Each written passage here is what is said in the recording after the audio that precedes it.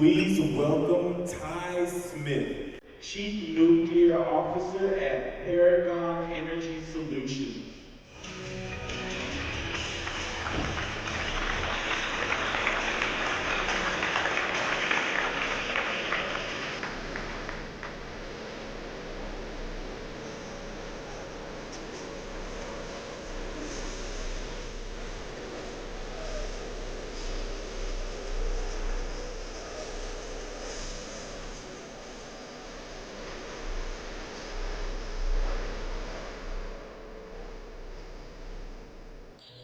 All right, good morning, everyone. Thanks for joining our panel discussion this morning. I'm excited to be the moderator. You know, the team thought, perhaps I could do a better job, but I think I'll be okay. That's a new steering joke. I don't want to miss that opportunity. So today I'm joined with four excellent leaders, CEOs of various companies in the nuclear space. And I think I'll start with asking you guys to kind of describe your projects, where you're at in your development, and introduce your companies yourselves. And we're looking forward to a great discussion around just the demonstration to deployment, what that's going to look like for everyone. Slide Morris, Chief Executive Terrestrial Energy. My background is finance, been 20 years in finance before putting together a group of from Terrestrial Energy in 2000 and 2012. We've been developing our design for over a decade. We're building a small modular reactor.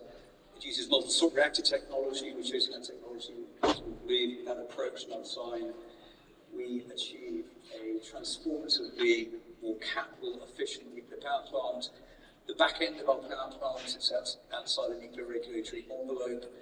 We think that gives us a tremendous opportunity to customize, integrate the back end of our plant to deliver the optimal solution to those that need nuclear power today, from co-located generation, whether it's those in the industrial sector looking for cogeneration, that's the chemical sector, petrochemical sector, in the data center sector, and also potentially participating in the replacement of aging coal plants in the United States. Great. Next slide. Jason. Thanks, Ty. First of all, good morning, everybody, and just want to say welcome to the fellow Longhorns out there in the audience. It's always good to be back here in Austin. Again, my role in GBRAM with Hitachi, I'm the CEO of the Advanced Nuclear Business. Really, the focus in terms of our product right now is the BWRX 300 small modular reactor, which is based on, again, the X stands for the 10th generation of our light water boiling water reactor technology. We actually have the honor of working with OPG and building the first SMR in the Western world right now in Canada. And, I think probably different than other developers and, OEMs right now, they're out there. We've gone from the drawing board really into construction. And so our unit is being built right now. We have most of the purchase orders placed. We have the reactor shaft basically complete, and we'll be having first nuclear concrete, early part of next year. So we're very excited about the journey we're on with OPG, and we're very confident that the market is present out there, and very excited about the future for us. Great. Matt? Awesome. Thanks, Ty, and hey, everyone. Great to be here. My name is Matt Loszak. I'm the co-founder and CEO of Aalo Atomics, and we are mass manufacturing the Aalo pod, which is a purpose-built power plant for powering data centers. We're laser focused on this goal. We're one of the newer nuclear companies in the space, so it's an honor to be here amongst such a great panel. Around 2 years ago, we were still a two-person company. Today we are 100 people, and in the past 2 years or so, we've raised around $140 million to pay for the Aalo X. So this is our experimental power plant that we are building at Idaho National Lab, and we're doing it under DOE authorization. And what's kind of special about this is we have a very qualified team to do DOE authorization. Our co-founder, CTO Yasser, was the chief architect on the MARVEL program. And so we've been doing DOE authorization since the beginning. This was our strategy, and the executive orders, as of a few months ago, made this very serendipitous that this had been our strategy since the beginning. And so we're very excited because we are on pace to achieve criticality potentially by July 4th of next year, which sounds crazy, but we think it might be possible. And so we'll have to find out how that goes. But one last thing is what's kind of exciting about this power plant is it's not just a test reactor. So we're actually going to build a balance of plant alongside it, a turbine and everything, and produce electricity. And we plan to partner with someone that we haven't announced yet to put a data center right next to this. So it's very exciting. There's a lot of interesting things that happen when you actually co-locate these two things and tightly couple them. And so, yeah, that is what we're doing. All right. Last but not least, James. All right, thank you very much.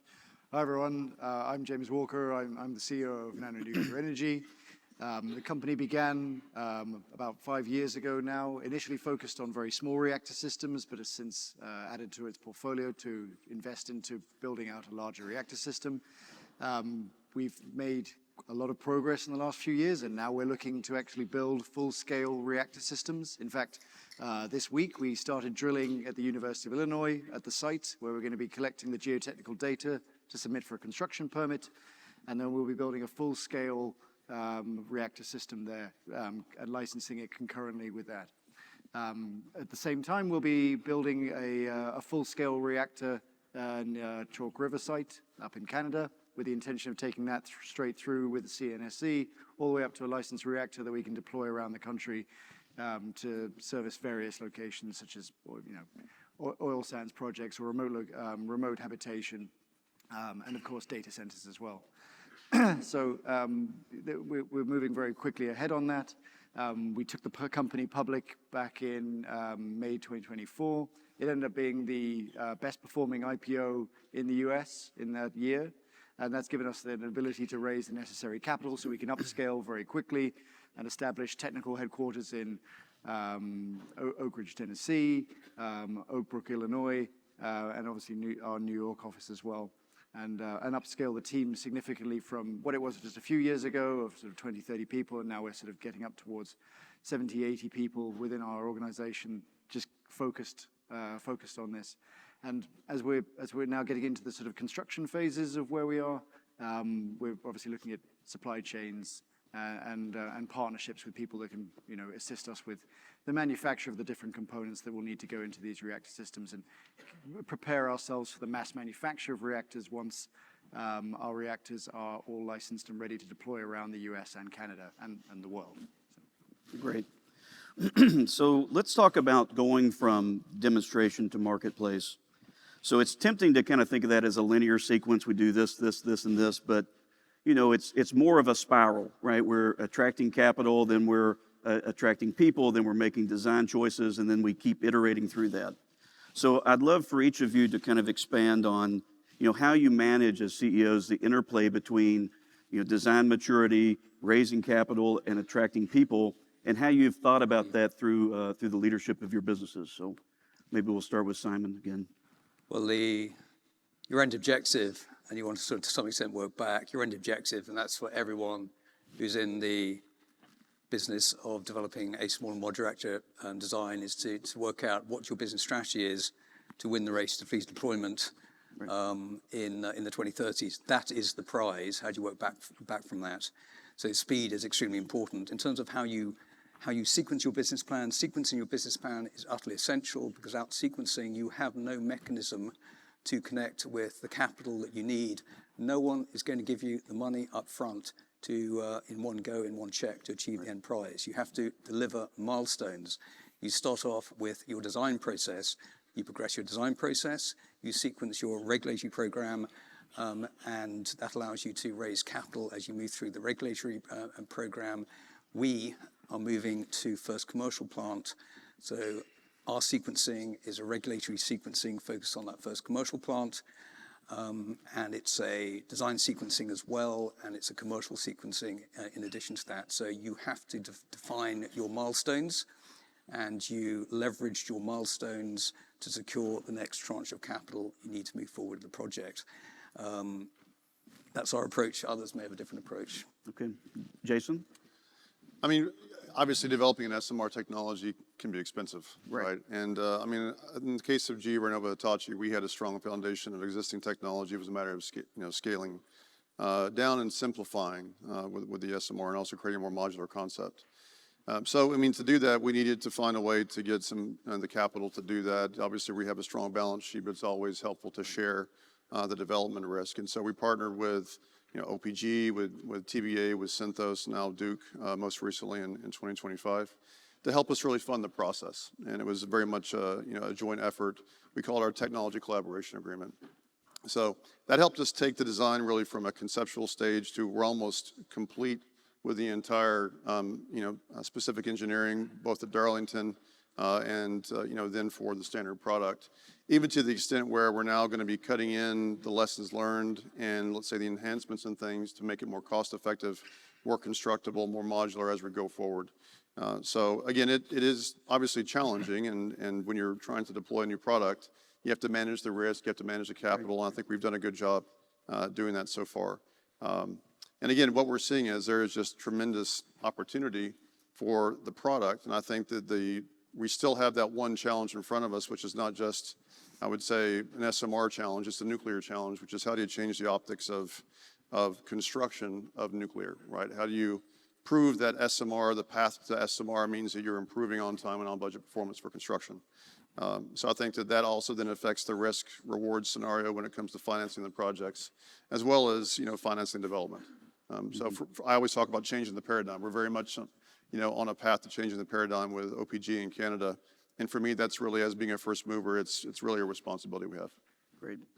Matt, you're in a different place on the journey than of course, Jason. So maybe touch on kind of how your constraints are a little different and how you're managing that process. Yeah, well, I think it's a really good question because it kind of lays out how startups really work, which is, you go out and you raise, $6 million, and with that you can do a preliminary design, kind of conceptual design, and then iterate from there and raise a bit more, and then actually build something. And so this is what we did. We did the 6 million seed. We just did the conceptual design. We raised the 30 million Series A. We built out this 40,000 square foot factory space in Austin, and we kind of do this gestation of building things in the factory that can make the prototypes that we can go and tell investors about it and raise more money and keep on spiraling up as you framed it. And I think also what that highlights is kind of somewhat of a unique thing about our view on this space, which is the factory is also the product. So it's kind of half and half that we try to allocate our capital and our time and our money on these two things. And we really view this as important to bake DFMA, design for manufacturability and assembly, into the design of the reactor from the beginning.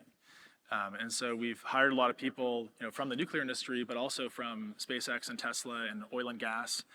That's largely why we located our factory space 5 minutes from here, down towards the airport, because of the importance of baking in that manufacturability from the beginning.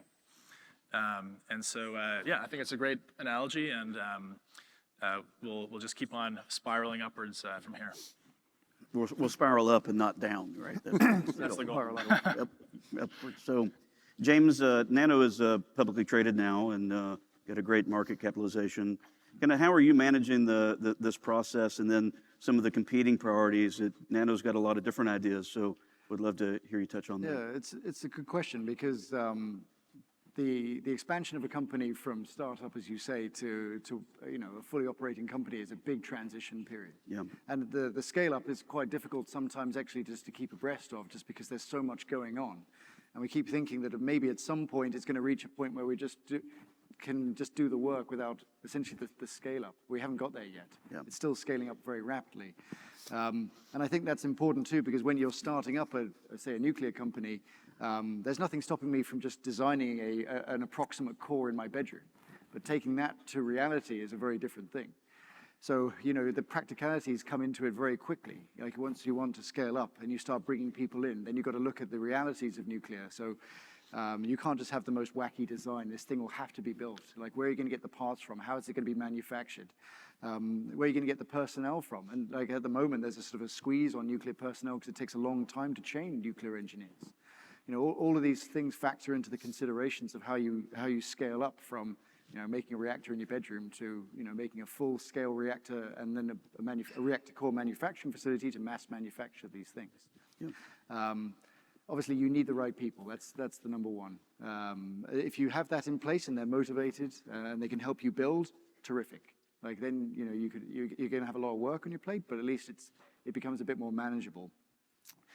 I would say practicalities, coming back to that point, comes into play very quickly when you begin to realize that you need to go for very sensible designs with operating profiles with big margins in them. Just because you're going to have to get the thing licensed, it's going to have to operate, and then you need to start looking at real things like who's going to operate these things, how many people you need, what sort of acreage, what are the ground conditions going to have to be like. All of these factors begin to coming into play, and that sort of funnels your design in a certain direction, and you build up around that too. The more progress you make, the more realizable your story is. And that does attract investment. People like to see progress. You have to continuously push the company along so you can demonstrate that to investors. And if you keep doing that, you will keep getting investment because you're getting closer to that goal. Great. Well, let's switch focus now from the investor side to the end user and customer side. So obviously the industry has changed enormously in the last 5 years, particularly in who the end users could be. Whether private companies operating their own plants or public utilities, there's an incredible mix of customers. And so I'd love for each of you to talk a little bit about how that end user market and its changing dynamics is influencing your decision-making, how you're thinking about their needs, and how that's kind of played into maybe some of the choices that you're now making versus what you were doing maybe a couple of years ago. And I'll switch the order up a little bit. So James, why don't you start, and then we'll come back to Simon. So it's a really good question because when we started 5 years ago, I looked at the market and I thought, well, the best place to insert ourselves into the market here is very small reactors. And the reason for that was that there were already very established players in the nuclear industry that were working on reactor systems, small modular reactors. And there was much less competition in the micro space. So if you're catering towards projects like remote mining projects, island communities, military bases, there was less development in that area. It made the most sense to actually go into that area. So we started a company actually focused on very small reactors, sort of 1 megawatt electric systems, which made the most sense. Now, as the market changed over the next few years, data centers became, and the tech industry in general became an increasing conversational piece in the industry. And it looked to be the main driver of investment into the community and also investment into it. And ultimately, prospectively, the largest potential customer. Right. So there began to be a sort of a refocus on much larger systems, and we began actually working with a couple of SMR companies on collaborations. One of them actually went into bankruptcy, so we actually bought out their assets, so we owned those, and that was principally just to shift the company's focus because of that changing market dynamic. So we had a larger system in place, and just to go after these large markets. And the projects I mentioned just previously, our construction project at UIUC and Chalk River, that's to build up this larger reactor system. And that's really been a change in the last 2 years. It only started really, I think, in 2024 when we began collaborating with SMR companies on looking to deploy larger systems. Right. And since then, we have shifted most of our resources over to that. So obviously you have to be flexible to market dynamics. If you're not, obviously you'll be building something for an uncertain market. So yeah, it changed the focus of our company, quite precipitously. Great. And Matt, you touched on, you guys are laser focused on data centers. So how did you arrive at that end user market, and kind of what's the context you can bring to the audience about that decision making? So we got started around when GPT-3 was released, and so I remember this moment where we had this kind of matrix. We were at a whiteboard. We were a 5-person company at the time, and we kind of listed out all the possible markets that we could start with. And data centers were on there. They were pretty high up, but within a few months, it became very clear that this had to be the primary focus. And so what we did from there was we went out and spoke to a lot of customers and kind of asked what they wanted and really designed things around that. And that was what led to, I think, what some of you might know about our pivot from the used zirc hydride fuel to uranium dioxide, 5%. And there's just been a ton of decisions we've made really around the speed to that first deployment, but arguably more importantly, the scalability thereafter. So we thought a lot about that, but yeah, I think from our perspective, it's pretty incredible. I mean, we're talking about 40 gigawatts of demand in a 5-year period in the US alone, 100 gigawatts globally. And that's like creating 40 new cities in a 5-year period. That has never happened before. So this is insane. And we think it'll keep going. So it's a really exciting time. And I think the other aspect that makes this exciting is these customers have a very high willingness to pay if you can get something built really quickly. And so that's also kind of unique. And maybe I'll talk a bit more about this in a future question, but I think that kind of combination of properties is really what uniquely unlocks the kind of nuclear gigawatt factory vision. Because otherwise, if you try to find some more optimal balance between economy of scale and economy of numbers, initially your costs would be too high for any customer. But the fact that there's this customer with such a big amount of demand with a slightly higher willingness to pay, it opens up this narrow window in time to achieve that vision.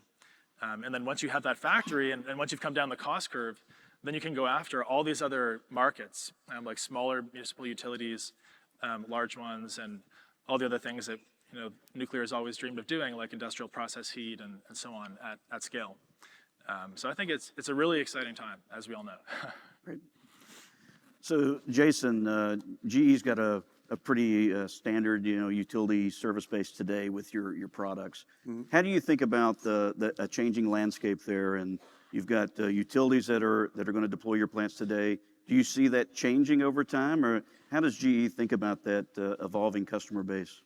I think, it's a similar trend to what, Matt was mentioning. I think that what we're seeing is we still have, the traditional utilities are interested in SMRs, are still interested in nuclear in general. And I think that, we're just seeing a renaissance because of the increase in demand, electrification of industry, et cetera. So that's a great story. And I think that, people often ask me, what's your view on large versus small? And I think there's room to play for everybody right now, based on, if you look at the market forecast, again, between now and 2040, you're talking about something like 300 gigawatts of new nuclear capacity going in the ground. You can't do that with SMRs alone. That's 1,000 SMRs at a 300 megawatt level. So I always tell people, look, we'll get our fair share. There's also an opportunity for large as well, and for small or even Gen 4. But I think to answer your question, the hyperscalers, no doubt, in terms of a new type of off-taker, they have changed the way that we're approaching putting electrons on the grid and the thinking around the speed to power and how you get to a carbon-free solution, right? So, and I was originally, before I joined the nuclear side of the business, on the gas side of the business in GE. And, from a couple of years ago, there was a big push. We began to see the hyperscalers emerge with a huge, demand for power and speed to power. And so gas was really the fastest way to get there. And then it became a frenzy of how do we get slots for gas turbines? Then the question was, how do we decarbonize, right? And that then led to, well, probably the fastest way to get there in terms of long-term sustainability is nuclear. And that's where the interest really began to blossom. And it wasn't just coming from hyperscalers alone, even though there was a lot of independent engagement with the hyperscalers, which, again, culturally, that's also a different space, right? We're used to dealing with utilities and other companies who are very sophisticated in terms of what it means to build, own, and operate a power plant. So this was a different culture that we had to come to terms with, and it's been a good change for us. But nonetheless, we've also obviously been working with utilities, not just hyperscalers. So sometimes they're in contact and developing deals with the hyperscalers directly. But it is really a unique situation right now, where we're in a transition from hydrocarbons into nuclear power, because there is a big push for a carbon-free solution, and nuclear is the only one that'll get you there. SMRs is, well, I say only one. There are others, but they're more complex to deal with. And the other thing is the capital intensity of small modular reactors is better than large in many respects. Right. You can also get to first electrons on the grid faster with small. So there's a lot of attractiveness. Also, the incremental size of the small modular solutions means that you're not talking about 1 gigawatt blip to the grid or issue in terms of ramping up data centers. So a lot of attractiveness there. Great. Well, Simon, I'd like to ask you a little bit more about your technology. And so you have a molten salt reactor. What is unique about its approach to commercialization, and what are some of the barriers to that kind of technology within this space? Well, molten salt reactors, they're part of the Generation 4 group of technologies that's highly diversified. The reason that we gravitated towards molten salt reactors to form the business is they have operating characteristics that are really singly unique. And that gives them the potential, we believed 12, 13 years ago, to deliver the nuclear supply solution that is sort of necessary when you look at the future of nuclear energy supply. I'll just touch on this point now. So we're in a world where nuclear energy is complying with it or representing a new paradigm. Nuclear energy needs to be supplied in an affordable, cost-competitive way. Nuclear energy has to be supplied close to point of industrial demand. Grid infrastructure can't expand fast enough. There's congestion on the grid. There's even congestion probably of natural gas pipelines as well. So to be small and modular gives you the ability, and this is the brand new paradigm that's probably never seen before ever, is the ability to bring 0.5 gigawatt of industrial heat and power close to point of industrial demand. Mm-hmm. So what you're doing is you're servicing a dedicated customer. You want to be grid connected as well. The grid is a system. A system gives reliability you'll never get from a single source. So you want to be grid connected as well, but let's say 75% of your power is to your customer number one, which is your chemical plant, petrochemical plant, chemical plant data center. Mm-hmm. So what technology do you select? Right. And how do you approach designing a nuclear power plant to deliver? Okay, and let's go back to cost. To win any race to gain new market share, the guy who wins that race, one-on-one economics, is the guy who's got the most affordable, cost-competitive product. That's who ends up winning the race. So why molten salt reactors? They're best in class with respect to thermal energy generation. Why is that so important? It's so important because at the end of the day, a nuclear power plant is simply a machine. It's simply a way to drive a steam turbine. Should you not be selecting your technology on a first principles basis as the technology which is the most efficient way to drive a steam turbine? Molten salt reactors, given the thermal stability of molten salts, give them the ability in their class and across the portfolio of technology opportunities to be the best way to drive a steam turbine. This is sort of fundamentals. This is leaning against immutable principles in your business plan. The virtue of that as well is that you can do two things. Not only can you drive a steam turbine super efficiently for cost-competitive nuclear energy supply, but you can supply thermal energy to big industrial users that are scrambling to try and find reliable, cost-competitive alternatives to fossil fuel combustion in their industrial processes. That sector of the environmental problem, which still a lot of people care about, has been untouched. No one's touched it because it's a very difficult nut to crack.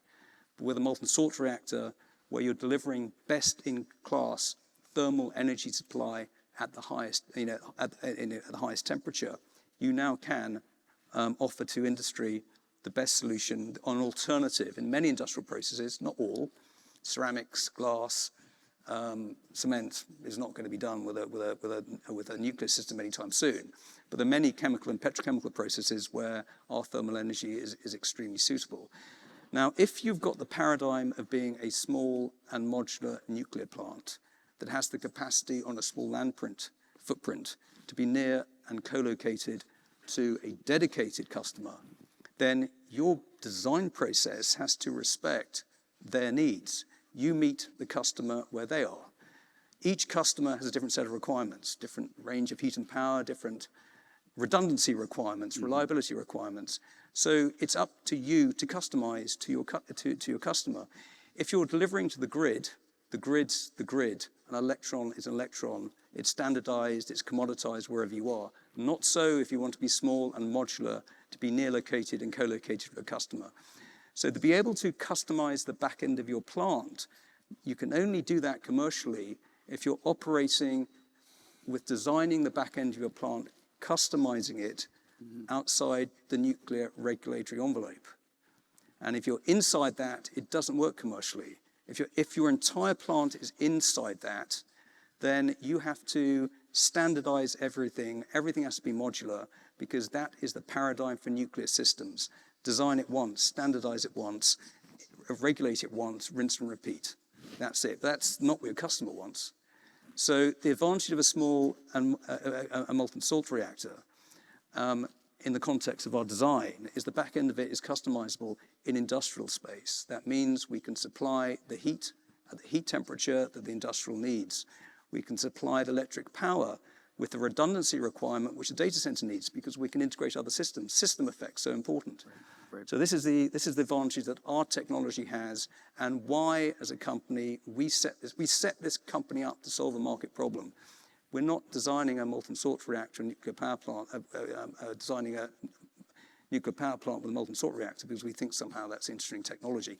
We're doing it for commercial success, and all your design decisions, your technology choices basically are in support of your business objective to deliver the highest value product to the market. Tighe, back to you. Great. So just kind of building on that, Matt, your company's focused on kind of high volume manufacturing and getting to scale as fast as possible. Talk a little bit about how you envision that maturing, and then what are the hurdles to that from a mass manufacturing standpoint? Yeah, so like I was saying before, our big bet is on the factory in parallel with the actual reactor and plant.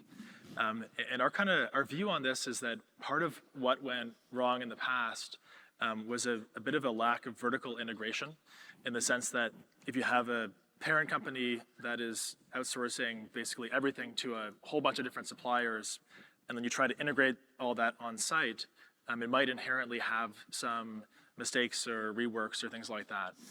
And so our view is that by investing quite a bit into the factory and vertically integrating 80% of the plant in the factory, and working with suppliers to purchase things like the turbine or certain pumps or heat exchangers, but otherwise taking raw materials like stainless steel and manipulating it in the factory and putting it into 30 or so modules that will integrate nicely on the site. We think that's a good recipe for faster deployment, more predictable prices and schedules.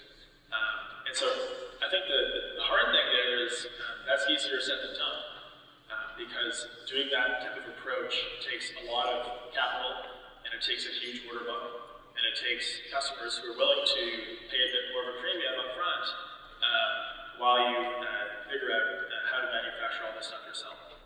So, but as we talked about earlier, that unique situation is present right now. So we think that's critical. We think the focus on the factory is critical. And that's our view on it. Great.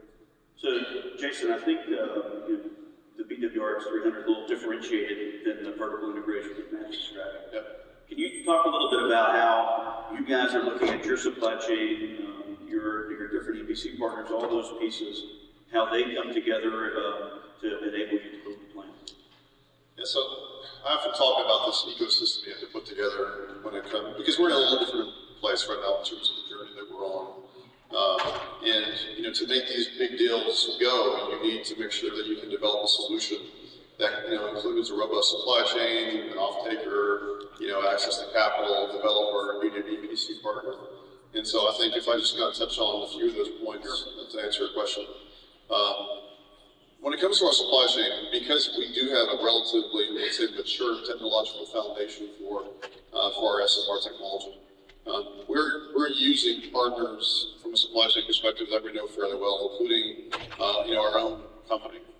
We have, for example, for reactor pressure vessel, we're using BWXT in Canada for Darlington, and so we're trying to leverage the experience we have with existing supply chains that we've been working with, for years. I think the challenge that I see is because there just hasn't been a large volume of new nuclear in a very long time. It's their ability to scale up, with us as the demand presents itself. And I'm not joking when I say there is a huge amount of demand. And so we're actually almost like on the gas side of the business, we're beginning to think about slot planning and how do we manage the demand in a very smart, selective way, because it could be the demand exceeds our ability to supply. So that's something that we're having to consider. On the other side, we announced, mainly outside of North America, an alliance last week with Samsung, because we do feel like an important part of any standard plant design is you need to start with it in mind and start with your constructor and your EPC partner. That will help inform what you're doing from a design perspective to make sure that it's more modular, that it's more constructible, that it's more automatable in terms of welding processes or assembly processes. So we're beyond the point of conceptualizing. We're at the point where we're now building and we can see some of the challenges that we want to overcome in the future. And that's why we're trying to be very strategic with partnering, whether it's the EPCs, it's supply chain, et cetera. And it's not just local. And now we're having to think more globally in terms of how do we support the supply chain. I was just in Sweden last week, with Vattenfall, talking to the Swedish government about how are we going to support their aspirations as well. So it's a great time to be in the business. But again, I think we'll talk about workforce as well in just a minute. Supply chain is part of the workforce, making sure you can get access to good project directors, good craft labor. That will become an issue. It's not yet a major issue, but it will become one. Certainly, when it comes to developing projects, you need project directors, good commercial leaders. That is becoming an issue, I would say. But I think we'll get to workforce in just a minute, but it's definitely interesting. And James, maybe talk about your strategy in terms of timing us and the ability to come to market quickly and cost effectively, and how you see yourself differentiated in that way. So I think this is an important consideration with any strategy of how you create your business, like how you can get it out to market. A lot of actually what Matt is saying kind of resonating too about having a degree of vertical integration within the company, so you have more standardization. Because ultimately, if you do need to mass manufacture reactors, you can roll out dozens, maybe hundreds of them on an annual basis. You need to be pretty exact, especially if a lot of the pieces are coming from various places and then being shipped to site and assembled there. So for instance, with our strategy, we've made the reactor as large as we possibly can make it and still keep it almost entirely modular, which basically means that if we were to go any larger, certain components like the reactor vessel, as an example, would just be too large to move by road. It would just exceed road weight limits. So, we've taken it up to as big as we can. Otherwise, you're going to have more on-site construction, more on-site fabrication. And so the strategy there is that if we have that ability to be able to move things by road, then we can have a production line where we mass manufacture components. And we can deploy them by road. And that means that we can stockpile things. And we're not going to be limited on the number of reactors by the number of sites we're working on at any one time and the number of reactors that those sites need. So, and from there you can work backwards. There are always going to be certain things that we cannot do internally, that you just need a degree of expertise that would take too long to establish to get to market. Nuclear grade graphite is one. I think there's only a few suppliers in the world. The reactor vessel itself, even that needs a degree of expertise that if you were to try and establish a steelwork manufacturing operation to do that, you'd probably be looking at 10 years before you got to a position where you were comfortable actually getting it to a point where you could competently make those things consistently. And so then it becomes a question of you invest into the manufacturing, build up production lines with them. And then what you can do internally, like Matt said, the steel, the infrastructure around it, stuff you're comfortable with, you can have your reactor core manufacturing facility, you can get those components ready, and then you can move everything by road. But then even the assembly becomes a bit of an art in itself, because you're going to have 40, 50, 60, 70 ISO containers arriving at site, and you ultimately want to get that constructed as quickly as possible. So that will affect the design. The design will be affected by the practicality of actually constructing these things and assembling them and putting them together. And you end up with one reactor design and it ends up being adapted gradually just from practicalities. And obviously supply chain is a big factor. Where the materials are going to come from? Can you get enough of them? Can you ship them all within a reasonable amount of time? Can you assemble them in line with everybody else? there's a lot of things to weigh up and factor in when you're actually trying to make a commercial product that you can mass deploy. And as it was said, competently assemble these things within a frame time, a good frame time, and not have too many misaligned components actually that would delay the entire project, which is expensive. And we've seen that with nuclear too. Like the big reactor systems, there's a tendency for them to just overrun in terms of cost and time. And that can be attributable to the fact that sometimes it is just very difficult to build something at that scale immediately. So you need to try and simplify the process, and you can make a very simple reactor. I mean, our reactor will never be the sexiest reactor, but it's got big margins of tolerances everywhere. And just to allow us to get that construction exact. Yeah. Well, I'll take our last few minutes here to touch on some things specific within the state of Texas. Texas has done an amazing job of deploying an amazing amount of capital, frankly, it's up from a public source, to bring into the industry here in the state of Texas. They are at the beginning of the process of really deciding how that gets deployed. So I see this, we have stakeholders in the room across all variety of industries and public universities. So where are the needs that, from a workforce and supply chain perspective, maybe with the last few minutes we have, you guys can talk about the needs that you have and how you see particularly companies and universities and other folks here in Texas being able to rise and meet those needs for you. So, Simon, can you touch on that for us? Your supply chain development is a critical part of your whole design process as you move towards construction. The design process has been played for 10 years, so it's deeply informed by these requirements. But from a supply chain perspective, we've also had a strong preference to keep it at home. We haven't reached halfway around the world for exotic components. From Asian economies, we found that to be a very good place to be from a policy perspective because we're focused on the US manufacturing, US jobs. With respect to the other really important piece that shall be ignored for supply chain strategy, this is human capital. We speak about financial capital, but businesses, people get things done. We're looking to engage and have been engaged and continue to engage in building relationships with biggest engineering schools in the United States. Obviously, the relationship, very much probably a close relationship with Texas A&M. From our perspective, that is we hope to be a powerfully symbiotic relationship. We get the business model, the business out in front of some of the best and brightest on the engineering front.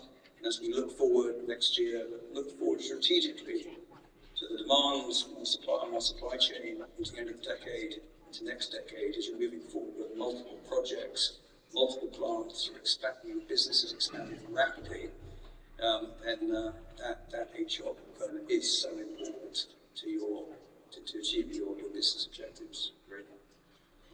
Jason, how could some of the oil and gas suppliers in the state of Texas pivot into this opportunity for nuclear? How do you think about that? I mean, I think it's a great opportunity for the oil and gas, engineers and craft labor and constructors, EPCs, because I can tell you that I spent most of my career in basically the oil and gas sector, and we're not going to be, this mindset is not plagued by big nuclear in terms of, there's a large part of the nuclear plant which is not, EQ1 nuclear per se, right?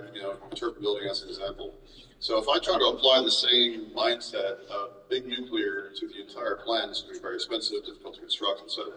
So we actually have an opportunity to bridge two different kind of universes in terms of oil and gas for efficiency, for productivity, modularization with nuclear, which is very quality, procedural oriented. And I think we can find a really harmonious, synergistic future state. But it means that the EPCs will have to invest in building nuclear teams, and obviously working with OEMs like us to look at what are the right construction methods and processes and pre-invest. For that, also that would be helpful if there was some policy advantage to doing that in terms of some tax incentives. But bottom line is, starting with EPCs, they have to invest, and then from a supply chain perspective, as I said before, if we don't have a RPV manufacturer in Texas to support the volume that's going to come here, that would be really nice if we did. Right? There's a lot of structural steel and cement that goes in these plants. There's a lot of modules we're going to build. We're going to need to have capacity to do it close to the facility. To the extent we can do super modules, we're going to need yards that can do super modules. So The beauty of Texas is, I'm from Texas, and I've spent the large part of my career here. We have everything it will take to be successful. We just have to start doing the things now to pivot and be ready for nuclear. Great. Matt, what are some of your specific asks around this area, and how can Texas step up to help you achieve your goals? Well, I think House Bill 14 is definitely a huge help. I think this will be incredible for the state. We already talked a little bit about the recruiting side of things. There's an amazing talent pool here with oil and gas, and a lot of Elon's companies to tap into. I think it's worth highlighting a little bit more on why we chose Texas and just reflecting on just how special this place is. So if you kind of look at the windiest places in the country, it's right down the middle. And if you look at the sunniest places, it's right down the bottom. And so Texas is right there at the intersection. And if you look at the place with the most oil and gas, it's also here. And there's been a couple of nuclear plants where we can use a lot more. And so these are reasons why Texas has been historically this complete powerhouse when it comes to energy.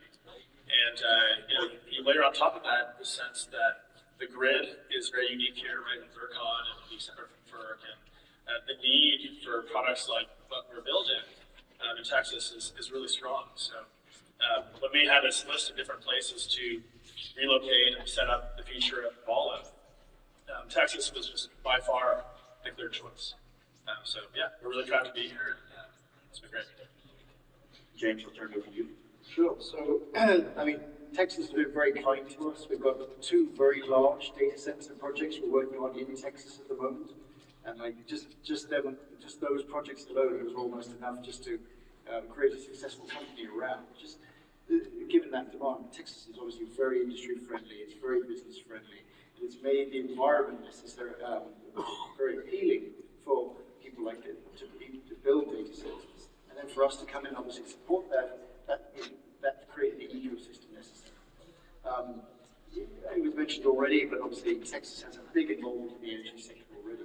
Like energy is kind of an interesting sector in itself because at a time when everyone's talking about AI cutting jobs and everything like that, the sector that's going to see the big boom in the next few years is energy.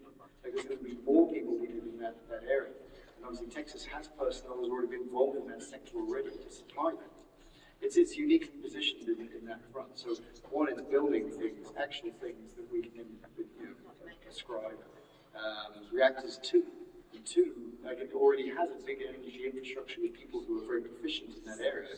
We can utilize for the upscaling of our projects. So it's ignoring industry for even just a second. When we go to universities in Texas, they're very pro working on our systems. There's a lot of students that are looking to transition out of university straight into companies like ours. There's a big feed there that's waiting. And like at a time when there's going to be a squeeze on particularly nuclear personnel, it's good to have that sort of pipeline of people who we can draw from. So we're almost certainly going to be in Texas for a long time. I mean, our reactors are going to operate for decades, so like the relationship with Texas is going to be a multi-decade long relationship that will hopefully outlive me. Great. Well, listen, there's a lot of opportunities for all these organizations out here in the audience with these 4 CEOs or businesses. And join me in a round of applause for thanking our guests today. Thank you.